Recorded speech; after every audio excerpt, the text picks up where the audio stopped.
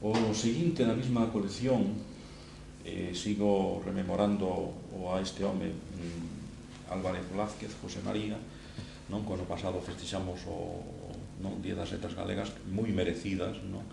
Non solamente pola obra pues, de publicación e de poeta tamén, non? Incluso ten un libro que é o algo de Monfero, non? Que é miña zona máis ou menos de nacemento esa parte. Ben, Rosalía de Castro, o primeiro libro que caeu nas miñas maus foi Cantares Galegos. Cantares Galegos, pois, era o que eu vivía.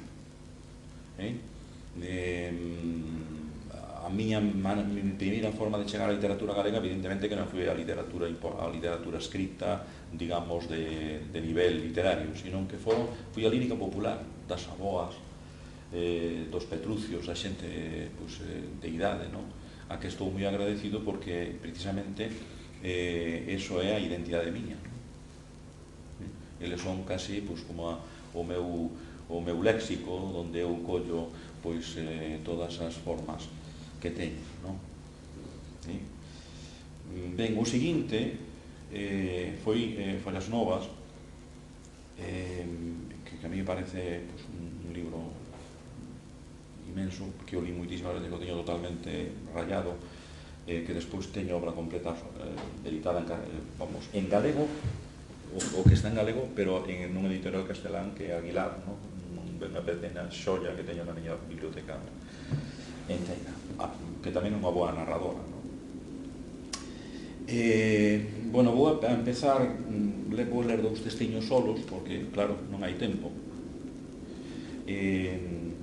O primeiro é De aquí vexo os seus campos. Rosalía é toda, é corazón, é pensamento, é emoción, é existencia, é gran poeta do século XIX.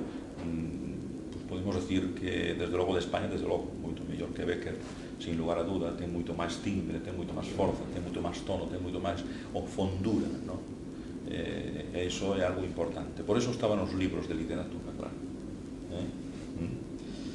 E, bueno, pues en Galicia hai moi bons poetas, porque a muller galega tamén é algo especial. Ten unha sensibilidade, unha linguaxe moi particular, que se manifesta. Creo que aquí escollín algo sobre eso. Esa transmisión moi intensa con palabras moi simples, que quedan os fillos, evidentemente, todo eso. De aquí vexo os seus campos. De aquí vexo os seus campos. De aquí vexo a súa casa, os seus navais. E se alá de soidás me consumía, hora de pena me consuma cá. Voume da aldea, pois morrome sin el de soidás. Como pode un, Dios mío, querer tanto os que tan só nos saben olvidar?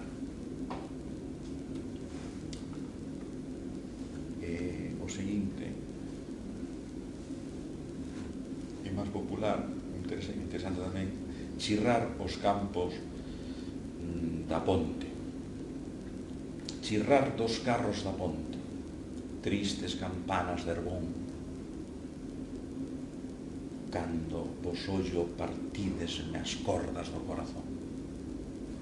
Unha frase popular, perdón por interrumpila, moi intensiva, enorme. Ceboleiras que isa vindes de Adina polo camiño á beira do Camposanto para pasar leve o paseniño. Que anque din que os mortos non ollen cando os meus lles vou falar, penso que anque estén calados ben ollen o meu pensar.